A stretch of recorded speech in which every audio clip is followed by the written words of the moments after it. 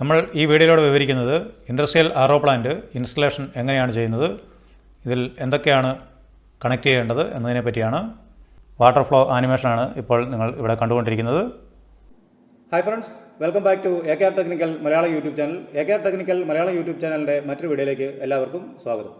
നമ്മുടെ ഈ ചാനൽ വഴി ഇലക്ട്രിക്കൽ എഞ്ചിനീയറിംഗ് ടെക് റിലേറ്റഡ് വീഡിയോസാണ് കൂടുതലായും അപ്ലോഡ് ചെയ്യുന്നത്. അതായത് domestic wiring, industrial wiring, tech പരമായ വീഡിയോകൾ എന്നിവയാണ് ഇതിൽ കൂടുതലും അപ്ലോഡ് ചെയ്യുക. ഈ ചാനൽ ആദ്യമായിട്ടാണ് നിങ്ങൾ സന്ദർശിക്കുന്നതെങ്കിൽ സബ്സ്ക്രൈബ് ചെയ്യുക. തുടർന്ന് വരുന്ന ബെല്ലൈക്കണിൽ ഓൾ നോട്ടിഫിക്കേഷൻ ഓൺ ചെയ്ത് കഴിഞ്ഞാൽ പുതിയ വീഡിയോകളുടെ നോട്ടിഫിക്കേഷൻ ലഭിക്കുകയും അപ്പോൾ തന്നെ നിങ്ങൾക്കത് വാച്ച് ചെയ്യുകയും ചെയ്യാം. ഈ വീഡിയോയെക്കുറിച്ച് നിങ്ങൾക്ക് എന്തെങ്കിലും ഡൗട്ട് ഉണ്ടെങ്കിൽ താഴെ കമൻറ്റ് ചെയ്യുക. എത്രയും പെട്ടെന്ന് ഞാനതിനുള്ള മറുപടി നൽകുന്നതാണ്. നമ്മുടെ പഴയ വീഡിയോകൾ കാണണമെന്നുണ്ടെങ്കിൽ ഈ വീഡിയോയുടെ ഡിസ്ക്രിപ്ഷനിൽ ലിങ്ക് കൊടുത്തിട്ടുണ്ട്. ആ ലിങ്കിൽ ക്ലിക്ക് ചെയ്ത് നിങ്ങൾക്ക് നമ്മുടെ പഴയ വീഡിയോകളും കാണാവുന്നതാണ്. ഇതുവരെയുള്ള നിങ്ങളുടെ സപ്പോർട്ടിന് നന്ദി. തുടർന്നും നിങ്ങളുടെ സഹകരണം പ്രതീക്ഷിച്ചുകൊണ്ട് ഞാൻ കൂടുതൽ വീഡിയോകൾ അപ്ലോഡ് ചെയ്യുന്നതാണ്. ഇതിൽ ആദ്യം കാണുന്ന ഫിൽട്ടർ സാൻ ഫിൽട്ടറാണ്. ഈ ബ്ലൂ കളർ കാണുന്ന വെസൽ കാർബൺ ഫിൽറ്ററുമാണ്. ഈ രണ്ട് ഫിൽറ്ററുകളാണ് പ്രീ ഫിൽറ്ററായി നമ്മൾ ആദ്യം ഉപയോഗിക്കുക. ഈ കാണുന്നത് 5 മൈക്രോണിൻ്റെ PPC ഫിൽറ്ററാണ്. PPC എന്ന് പറഞ്ഞാൽ പോളിപ്രൊപ്പലൈൻ കോട്ടൺ ഫിൽറ്റർ എന്നാണ്. അടുത്തതായി നിങ്ങൾക്കിവിടെ കാണാം ഒരു ഹൈ പ്രഷർ പമ്പ്. ലെഫ്റ്റ് സൈഡിലായി കാണുന്നത് ഫിൽറ്റർ ഫീഡ് പമ്പാണ്. അടുത്തതായി ഈ വൈറ്റ് കളറിൽ കാണുന്നത്, നീളത്തിൽ കാണുന്നത് മെംബ്രെയിനാണ്. മെംബ്രെയിൻ ഹൗസിംഗ് ആണ് ഈ കാണുന്നത്. ഇതിനുള്ളിലാണ് മെംബ്രെയിൻ വരുന്നത്. ഈ കാണുന്നതാണ് സ്റ്റെയിൻലെസ് സ്റ്റീൽ സ്റ്റോറേജ് ടാങ്ക്. അതായത് മെംബ്രെയിൻ്റെ ഔട്ട്പുട്ട് നേരെ ഈ ടാങ്കിലേക്കാണ് ഫില്ല് ചെയ്യുന്നത്, അതായത് സ്റ്റോർ ചെയ്യുന്നത് ഈ ടാങ്കിലേക്കാണ്. നമുക്കിതിൻ്റെ കണക്ഷനിലേക്ക് പോകാം. ആദ്യം തന്നെ നമുക്ക് ഫിൽറ്റർ ഫീഡ് പമ്പിൽ നിന്നാണ് കണക്ഷൻ തുടങ്ങുന്നത്. ഇതിൽ നിന്നും ഒരു പൈപ്പ് നേരെ ഈ കാണുന്ന സാൻ ഫിൽറ്ററിലേക്കാണ് കണക്ട് ചെയ്യുന്നത്. ഇതിൻ്റെ ഇൻപുട്ടിലേക്ക് കണക്ട് ചെയ്തു. ഈ ബാക്ക് സൈഡിൽ കാണുന്നത് ബാക്ക് വാഷിൻ്റെ ലൈനാണ്. ഇത് ഞാൻ മുന്നേ കണക്ട് ചെയ്ത് വെച്ചതാണ്. ഇത് പിന്നീട് കണക്ട് ചെയ്ത് കാണാൻ പറ്റാത്തതുകൊണ്ടാണ് ഞാൻ ആദ്യം തന്നെ ഇത് കണക്ട് ചെയ്ത് വെച്ചത്. ഈ സാൻ ഫിൽറ്ററിൻ്റെ ഔട്ട്പുട്ട് നേരെ കാർബൺ ഫിൽറ്ററിൻ്റെ ഇൻപുട്ടിലേക്കാണ് പോകുന്നത്. അതിനു മുമ്പായി നമുക്ക് ഇവിടെ ഒരു ടീ കണക്ട് ചെയ്തിട്ടുണ്ട്. ഈ ടീയിലാണ് നമ്മൾ ഈ പമ്പിൻ്റെ പ്രഷർ അറിയാൻ വേണ്ടി ഒരു പ്രഷർ ഗേജ് ഇതുപോലെ കണക്ട് ചെയ്യേണ്ടതാണ്. എന്താണെന്ന് വെച്ചാൽ ഇൻപുട്ട് പ്രഷർ എത്രയുണ്ടെന്ന് നമുക്ക് ഈ മീറ്റർ ഗേജ് നോക്കി മനസ്സിലാക്കാവുന്നതാണ്. തുടർന്ന് സാൻ ഫിൽറ്ററിൻ്റെ ഔട്ട്പുട്ട് നേരെ കാർബൺ ഫിൽറ്ററിൻ്റെ ഇൻപുട്ടിലേക്ക് കണക്ട് ചെയ്തു. ഇത് ഫുള്ളായിട്ട് കാർബൺ ഫിൽറ്ററാണ്. ഇത് സാൻ ഫിൽറ്ററുമാണ്. ഇത് 500 LPH കപ്പാസിറ്റിയുള്ള ഒരു പ്ലാന്റിൻ്റെ കാര്യമാണ് പറയുന്നത്. 500 LPH എന്ന് പറഞ്ഞാൽ 500 ലിറ്റർ പെർ അവർ പ്രൊഡക്ഷനുള്ള ഒരു യൂണിറ്റാണ് നമ്മൾ ഇന്ന് ഇതിൽ പറയുന്നത്. മെംബ്രെയിൻ്റെ എണ്ണം കൂട്ടി നമുക്ക് ഇത് 1000 ലിറ്റർ ആക്കാവുന്നതാണ്. ഇതിപ്പോൾ ഒറ്റ മെംബ്രെയിൻ ആയതുകൊണ്ടാണ് 500 ലിറ്റർ എന്ന് പറഞ്ഞത്. ഇത് 2 മെംബ്രെയിൻ ഉപയോഗിച്ച്, അതായത് മെംബ്രെയിൻ്റെ സൈസും നോക്കിയിട്ടാണ് നമ്മൾ ഇതിൻ്റെ LPH തീരുമാനിക്കുക. അതുപോലെ തന്നെ പമ്പിൻ്റെ കപ്പാസിറ്റിയും കൂട്ടി കൊടുക്കേണ്ടതായിട്ട് വരുന്നതാണ്. കപ്പാസിറ്റി അനുസരിച്ച് നമ്മുടെ ഹൈ പ്രഷർ പമ്പും ഫിൽറ്റർ ഫീഡ് പമ്പും കപ്പാസിറ്റി കൂട്ടേണ്ടതാണ്. ഇതിപ്പോൾ 1.5 HP ഒരു പമ്പാണ് ഇവിടെ കൊടുത്തിരിക്കുന്നത്, ഇൻപുട്ടിൽ കൊടുത്തിരിക്കുന്നത്, അതായത് ഫിൽറ്റർ ഫീഡിനായി കൊടുത്തിരിക്കുന്നത്. ഇത് ഈ കാണുന്ന പമ്പ് 2 HP ആയിരിക്കും. 2 HP 3 HP ആകാവുന്നതാണ് ഈ പമ്പ്. ഇത് നിങ്ങൾക്ക് ഇവിടെ കാണാം. ഇവിടെ CRI 5 എന്ന് എഴുതിയിട്ടുണ്ട്. ഇത് ഗ്രാൻഡ് ഫോഴ്സിൻ്റെ പമ്പാണ്.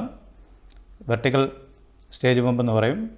അടുത്തത് നമുക്ക് കാർബൺ ഫിൽറ്ററിൻ്റെ ഔട്ട്പുട്ടാണ് PPC ഫിൽറ്ററിലേക്ക് കണക്ട് ചെയ്യേണ്ടത്. അതായത് ഈ 5 മൈക്രോൺ ഫിൽറ്ററിലേക്ക് ഇതുപോലെ കണക്ട് ചെയ്യുക.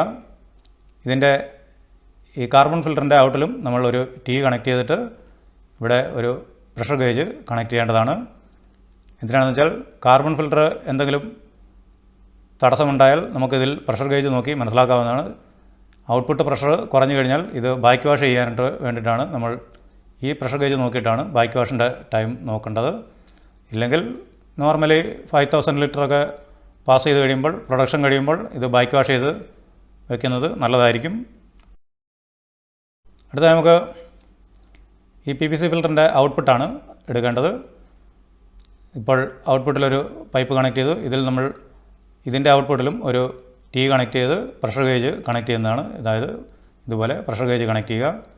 PPC ഫിൽറ്റർ ബ്ലോക്ക് ആയി കഴിഞ്ഞാൽ ഇതിൽ നമുക്ക് പ്രഷർ ഗേജ് നോക്കി മനസ്സിലാക്കാവുന്നതാണ്. ഈ 2 പ്രഷർ ഗേജിൻ്റെ വേരിയേഷൻ നോക്കിയിട്ടാണ് PPC ഫിൽറ്റർ നമ്മൾ ഇതിൻ്റെ കോട്ടൺ ഫിൽറ്റർ മാറ്റണോ വേണ്ടയോ എന്ന് തീരുമാനിക്കുക. അടുത്തതായി നമുക്ക് ഇവിടെ ഒരു പ്രഷർ സ്വിച്ച് കൂടി കണക്ട് ചെയ്യേണ്ടതുണ്ട്. അതിനായി T കണക്ട് ചെയ്തിട്ട് ഇവിടെ ഒരു പ്രഷർ സ്വിച്ച് കണക്ട് ചെയ്തിട്ടുണ്ട്. ഈ പ്രഷർ സ്വിച്ച് എന്തിനാണെന്ന് ഞാൻ വഴിയെ പറയുന്നതാണ്. ഇതിൻ്റെ വർക്കിങ്ങും ഞാൻ തുടർന്ന് വിവരിക്കുന്നുണ്ട്. അപ്പോൾ നിങ്ങൾ സ്കിപ്പ് ചെയ്യാതെ തന്നെ മനസ്സിലാക്കുക. ഇവിടെ ഒരു T കണക്ട് ചെയ്തിരിക്കുന്നത് നമുക്ക് ആൻറ്റി സ്കാലൻ്റ് ഡോസിങ് കൊടുക്കാനുള്ളതാണ്. ഈ പോയിന്റിൽ കൂടിയാണ് ആൻറ്റി സ്കാലൻ്റ് ഡോസിങ് പമ്പ് ഉപയോഗിച്ച് ഇതിലേക്ക് ഇഞ്ചെക്റ്റ് ചെയ്യുന്നത്. തുടർന്ന് ഇവിടെ നിന്ന് നേരെ പമ്പിലേക്കാണ് കണക്ഷൻ വരേണ്ടത്. ഇതുപോലെ നേരെ പമ്പിലേക്ക് കണക്ട് ചെയ്യുക. പമ്പിൻ്റെ ഔട്ട്പുട്ട് നേരെ ഇതുപോലെ മെംബ്രെയിനിലേക്കാണ് കണക്ട് ചെയ്യുന്നത്. മെംബ്രെയിൻ്റെ ഇൻപുട്ടാണ് ഇപ്പോൾ കണക്ട് ചെയ്തത്. അടുത്തതായി മെംബ്രെയിൻ്റെ ഔട്ട്പുട്ടല്ല, ഇത് റിജക്റ്റ് വാട്ടറിനുള്ള പോയിൻ്റാണ് ഈ കാണുന്നത്. റിജക്റ്റ് വാട്ടറിൻ്റെ ലൈനാണ് ഈ താഴേക്ക് കണക്ട് ചെയ്യുന്നത്. ഇപ്പോൾ ഇവിടെ ഒരു T കണക്ട് ചെയ്യേണ്ടതാണ്. ഈ T കണക്ട് ചെയ്യുന്നത് നമ്മൾ ഇത് തിരിച്ച് ഈ പമ്പിൻ്റെ ഇൻപുട്ടിലേക്ക് തന്നെ കണക്ട് ചെയ്യാൻ വേണ്ടിയിട്ടാണ്. ഇതുപോലെ ഒരു NRV കണക്ട് ചെയ്തതിന് ശേഷം ഇതിലേക്ക് തന്നെ ഈ Tയിലേക്ക് തന്നെ ജോയിൻ്റ് ചെയ്യുക. ഇത് എന്തിനാണെന്ന് വെച്ചാൽ പ്രൊഡക്ഷൻ കൂടുതൽ ലഭിക്കാൻ വേണ്ടിയിട്ടാണ്, റിജക്റ്റ് വാട്ടർ കൂടുതൽ പോകാതിരിക്കാൻ വേണ്ടിയിട്ടാണ് ഇതുപോലെ റിജക്റ്റ് വാട്ടർ റിട്ടേൺ തന്നെ ഇതിലേക്ക് കൊടുക്കുന്നത്. ചെറിയൊരളവിൽ ഫ്ലോ മീറ്റർ വഴി പുറത്തേക്ക് റിജക്റ്റ് വാട്ടർ പോകുന്നതാണ്. അതായത് ഇതുപോലെ ഇത് ഫ്ലോ മീറ്ററാണ് ഈ കാണിച്ചിരിക്കുന്നത്. ഫ്ലോ മീറ്ററിൻ്റെ ഔട്ട്പുട്ട് വഴി നേരെ പുറത്തേക്ക് റിജക്റ്റ് വാട്ടർ പോകുന്നതാണ്.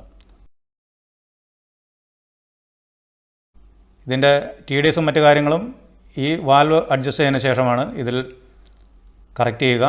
ഈ വാൽവ് ലോക്ക് ചെയ്യുന്നതനുസരിച്ച് ഇതിലുള്ള റിജക്റ്റ് വാട്ടറിൻ്റെ അളവ് പുറത്തേക്കുള്ളത്, അതായത് വേസ്റ്റായിട്ട് പോകേണ്ട വെള്ളം കുറവായിരിക്കും പോകുന്നത്. ബാലൻസ് വരുന്ന വെള്ളം ഈ NRV വഴി തിരിച്ച് ഈ പമ്പിലേക്ക് തന്നെ പോകുന്നതാണ്. ഈ NRV ഇവിടെ കൊടുത്തിരിക്കുന്നതിൻ്റെ ഉദ്ദേശം എന്താണെന്ന് വെച്ചാൽ ഈ ഫിൽട്ടർ ഫീഡ് പമ്പ് വർക്ക് ചെയ്യുമ്പോൾ നേരെ ഇതുവഴി തിരിച്ച് ഈ വേസ്റ്റ് ലൈനിലേക്ക് പോകാതിരിക്കാൻ വേണ്ടിയിട്ടാണ് ഇവിടെ ഒരു NRV കണക്ട് ചെയ്യേണ്ടത്. അടുത്തായി നമുക്ക് ഈ സാൻ ഫിൽറ്ററിൻ്റെയും കാർബൺ ഫിൽറ്ററിൻ്റെയും ബാക്ക് വാഷ് ലൈനാണ് കണക്ട് ചെയ്യേണ്ടത്. ഇതുപോലെ ആദ്യത്തെ ബാക്ക് വാഷ് ലൈൻ നമ്മൾ കണക്ട് ചെയ്തു. തുടർന്ന് രണ്ടാമത്തെ ബാക്ക് വാഷ് ലൈനും ഒരു T ഇട്ട് ഇത് ഒന്നിച്ച് പുറത്തേക്ക് കണക്ട് ചെയ്യാവുന്നതാണ്. ഫിൽറ്റർ ബാക്ക് വാഷ് ഔട്ട്ലെറ്റ് എന്ന് ഞാനിവിടെ മാർക്ക് ചെയ്തിട്ടുണ്ട്, നിങ്ങൾക്കിവിടെ കാണാം. ഇതിലെയാണ് ബാക്ക് വാഷ് വാട്ടർ തിരിച്ച് പോകുന്നത്. അതായത് ഈ ഫിൽറ്റർ ക്ലീൻ ചെയ്യുന്ന സമയത്ത് ഉള്ള വേസ്റ്റ് വാട്ടറാണ് ഇതിലെ പുറത്തേക്ക് ഒഴുകി പോകുന്നത്. ഇനി നമുക്ക് മെംബ്രെയിൻ്റെ ഔട്ട്പുട്ടാണ്, അതായത് മിനറൽ വാട്ടറിൻ്റെ ഔട്ട്പുട്ടാണ് എടുക്കേണ്ടത്. അതായത് ട്രീറ്റഡ് വാട്ടർ ഈ പോയിൻ്റ് വഴിയാണ് തിരിച്ചു വരുന്നത്. ഇപ്പോൾ നിങ്ങൾക്കിവിടെ കാണാം, ഇവിടെ ഒരു പൈപ്പ് കണക്ട് ചെയ്തിട്ടുണ്ട്. ഇവിടെ മിനറൽ വാട്ടർ ഔട്ട്ലെറ്റ് എന്ന് ഇവിടെ ഞാൻ മാർക്ക് ചെയ്തിട്ടുണ്ട്. ഇത് നേരെ നമ്മുടെ ഒരു വാൽവ് വെച്ചതിന് ശേഷം നേരെ ഈ ടാങ്കിലേക്കാണ് കണക്ട് ചെയ്യുന്നത്. ഇതുപോലെ ഫ്ലോ മീറ്റർ ഉപയോഗിച്ചിട്ടാണ് കണക്ട് ചെയ്യുന്നത്. ഇതുപോലെ കണക്ട് ചെയ്യുക. ഇതിൻ്റെ ഫ്ലോ എത്ര വേണമെന്ന് ഈ വാൽവ് അഡ്ജസ്റ്റ് ചെയ്ത് നമുക്ക് തീരുമാനിക്കാവുന്നതാണ്. ഇത് എത്ര LPH പോകണം, വാട്ടറിൻ്റെ ഓരോ സ്ഥലത്തെയും വാട്ടറിൻ്റെ ക്വാളിറ്റി അനുസരിച്ചാണ് ഇത് സെറ്റ് ചെയ്യുന്നത്. ഇത് ടെക്നീഷ്യന്മാരാണ് സെറ്റ് ചെയ്യുന്നത്. നമ്മുടെ TDSും മറ്റു കാര്യങ്ങളും നോക്കിയതിന് ശേഷമാണ് ഇത് സെറ്റ് ചെയ്ത് ഇതിലേക്ക് ഫില്ല് ചെയ്യുന്നത്. ഇപ്പോൾ ഇത് ഫുൾ ഓപ്പണായിട്ടാണ് ഞാനിവിടെ കാണിച്ചിരിക്കുന്നത്. ഇതിൽ നേരെ നമ്മുടെ സ്റ്റെയിൻലെസ് സ്റ്റീലിൻ്റെ സ്റ്റോറേജ് ടാങ്കിലേക്ക് മിനറൽ വാട്ടർ ഫില്ല് ചെയ്തുകൊണ്ടിരിക്കുന്നതാണ്. ഇത് വർക്ക് ചെയ്യുന്ന സമയത്ത് ഇത് ഫില്ലായിക്കൊണ്ടിരിക്കും. ഈ സാൻ ഫിൽറ്റർ, കാർബൺ ഫിൽറ്റർ എന്നിവയുടെ വെസൽ 13x54 ആണ്. അതായത് 13 ഇഞ്ച് വിഡ്ത്തും ഹൈറ്റ് 54 ഇഞ്ചുമാണ്. അടുത്തതായി നോക്കാനുള്ളത് സ്റ്റോറേജ് ടാങ്കിൻ്റെ ഔട്ട്പുട്ടാണ്. ഇത് നമുക്ക് തിരിച്ച് ഇതിൽ നിന്നും ബോട്ടിൽ ഫില്ല് ചെയ്യണമെങ്കിൽ ഇതുവഴി ഈ വാൽവ് വഴി നമുക്ക് ഫില്ല് ചെയ്തെടുക്കാവുന്നതാണ്. ഇതിലേക്ക് വെള്ളം ഫില്ലായി കഴിഞ്ഞാൽ ഇതുവഴി നമുക്ക് ഈ വാൽവ് അഡ്ജസ്റ്റ് ചെയ്ത് വാൽവ് ഓപ്പൺ ചെയ്ത് നമുക്ക് മിനറൽ വാട്ടർ സ്റ്റോർ ചെയ്യാവുന്നതാണ്. മറ്റ് ഡോസിങ്ങുകൾ എന്തെങ്കിലും കൊടുക്കണമെങ്കിൽ ഇതുപോലെ T ഇട്ട് ഔട്ട്പുട്ടിൽ കൊടുക്കാവുന്നതാണ്. ക്ലോറിനേഷൻ ചെയ്യാറുണ്ട്. ക്ലോറിനേഷൻ ചെയ്യുന്നത് ഈ ഭാഗത്താണ്, ഔട്ട്പുട്ടിലാണ്. അതായത് ഈ ടാങ്കിലേക്കാണ് ക്ലോറിനേഷൻ ചെയ്യുന്നത്. ഇത് വർക്ക് ചെയ്തുകൊണ്ടിരിക്കുന്ന സമയത്ത് എത്ര പോയിൻ്റ് വേണമെന്ന് ഡോസിങ് വഴി തീരുമാനിച്ചതിന് ശേഷം ഇതിൽ നമുക്ക് ഡോസ് ചെയ്യാവുന്നതാണ്. ഇവിടെ T കൊടുത്ത് ഇതിലേക്ക് ഇഞ്ചെക്റ്റ് ചെയ്യാവുന്നതാണ്. മറ്റ് മിനറൽസോ കാര്യങ്ങളോ ആവശ്യമുണ്ടെങ്കിൽ അതും വെള്ളത്തിൻ്റെ ക്വാളിറ്റി നോക്കിയിട്ടാണ് ഇതുപോലെ ടീ കൊടുത്ത് നമ്മൾ ലൈനിലേക്ക് ഇഞ്ചെക്റ്റ് ചെയ്യുന്നത്. അപ്പോൾ നോർമലി ആൻറ്റിസ്കാലൻറ്റും ക്ലോറിനേഷനുമാണ് സാധാരണയായി ചെയ്യുന്നത്. ഇതുകൂടാതെ കാസ്റ്റിക് സോഡ ഉപയോഗിക്കാറുണ്ട്. വാട്ടറിൻ്റെ ക്വാളിറ്റി അനുസരിച്ച് പല വിധത്തിലുള്ള ഡോസിങ്ങും ഈ RO സിസ്റ്റത്തിൽ ചെയ്യാറുണ്ട്. ഞാനിപ്പോൾ നോർമൽ സിസ്റ്റത്തിൻ്റെ കാര്യമാണ് പറയുന്നത്. നോർമൽ വാട്ടറുകളൊക്കെ ഇത്രയും സിസ്റ്റം മതിയാവും. സോൾട്ട് വാട്ടറൊക്കെ ചെയ്യണമെങ്കിൽ ഇതിൽ കൂടുതൽ ഫിൽറ്ററുകളും അതേപോലെ sand filter, carbon filter, resin filter എന്നിങ്ങനെ 2-3 ഫിൽറ്ററുകൾ വരും. ഇതിപ്പോൾ നോർമൽ RO പ്ലാന്റിൻ്റെ രീതിയാണ് ഈ പറഞ്ഞത്. ഇതുപോലെ സീരീസ് ആയിട്ടാണ് ഫിൽറ്ററുകൾ കണക്ട് ചെയ്യുക. ഇത് സാധാരണ 10 ഇഞ്ച് PPC ഫിൽറ്ററാണ്. നോർമൽ സൈസാണ്, നോർമലി അവൈലബിൾ ആയിട്ടുള്ള സൈസാണ് ഈ കാണുന്നത്. ഇതില്ലെങ്കിൽ 20 ഇഞ്ചിൻ്റെ വേണമെങ്കിൽ ഇതിൽ കണക്ട് ചെയ്യാവുന്നതാണ്. 500 LPH ആണെങ്കിൽ 10 ഇഞ്ച് ആണെങ്കിലും മതിയാവും. 1000 LPH കപ്പാസിറ്റി ഉള്ളതാണെങ്കിൽ 20 ഇഞ്ചിൻ്റെ PPC ഫിൽറ്റർ ഉപയോഗിക്കാൻ ശ്രദ്ധിക്കുക.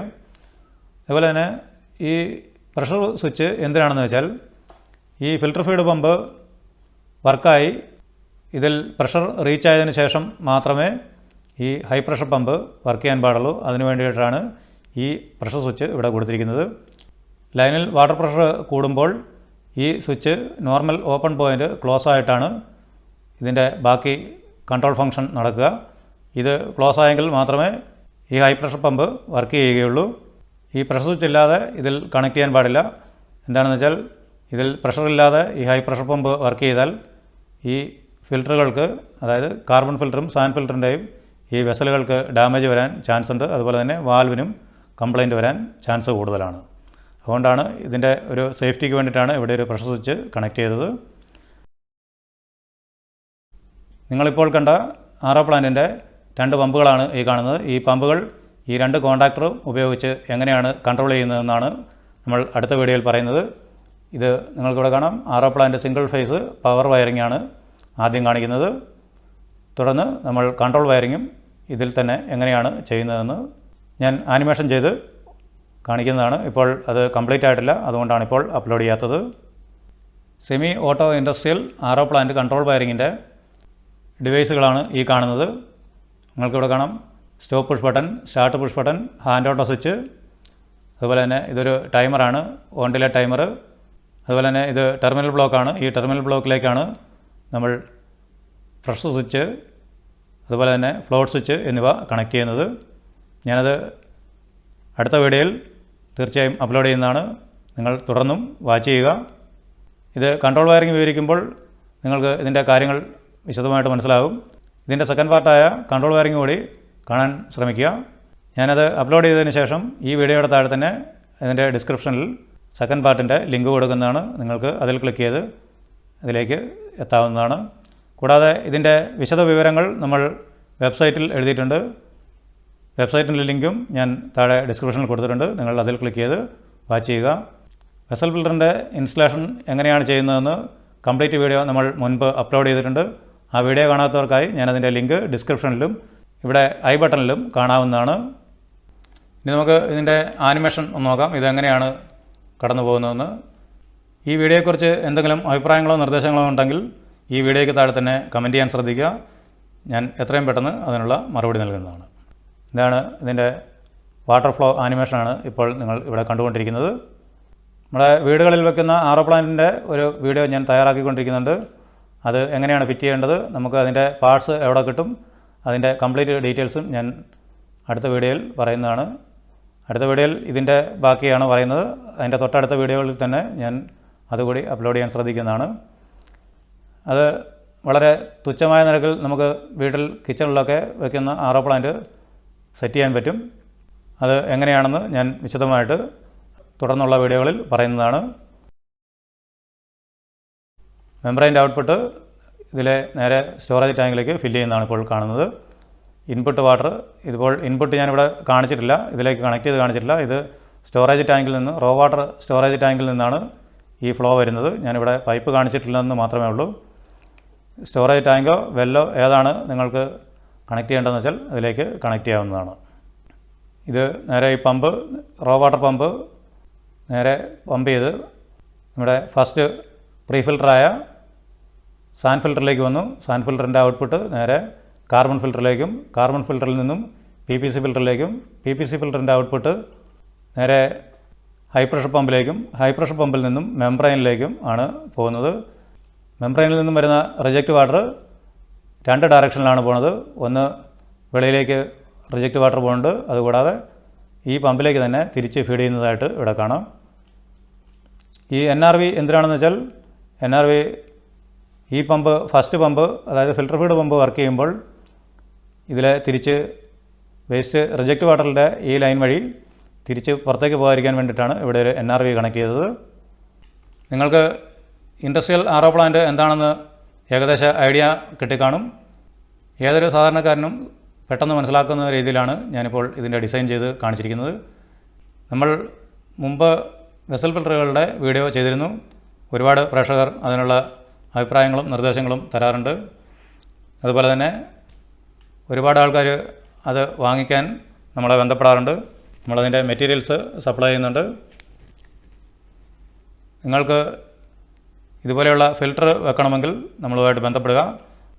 വെസൽ ഫിൽറ്ററിൻ്റെ മീഡിയാസും ഈ വെസലും ഇതിൻ്റെ മൾട്ടിപോർട്ട് വാൽവ് ബാക്കിയുള്ള എല്ലാ സാധനങ്ങളും നമ്മൾ ഇത് പാഴ്സലായി അയച്ചു കൊടുക്കുന്നതാണ്.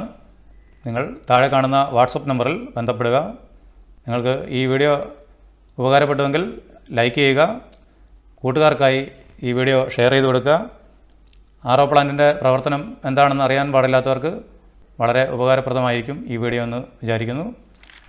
ഇതുപോലെയുള്ള പുതിയ വീഡിയോകൾക്കായി നമ്മുടെ ചാനൽ സബ്സ്ക്രൈബ് ചെയ്യുക. തുടർന്നുള്ള ബെല്ലൈക്കണിൽ ക്ലിക്ക് ചെയ്ത് ഓൾ നോട്ടിഫിക്കേഷൻ ഇനേബിൾ ചെയ്താൽ ഞാൻ തുടർന്നും വീഡിയോകൾ അപ്ലോഡ് ചെയ്യുമ്പോൾ അപ്പോൾ തന്നെ നിങ്ങൾക്ക് നോട്ടിഫിക്കേഷൻ ലഭിക്കും.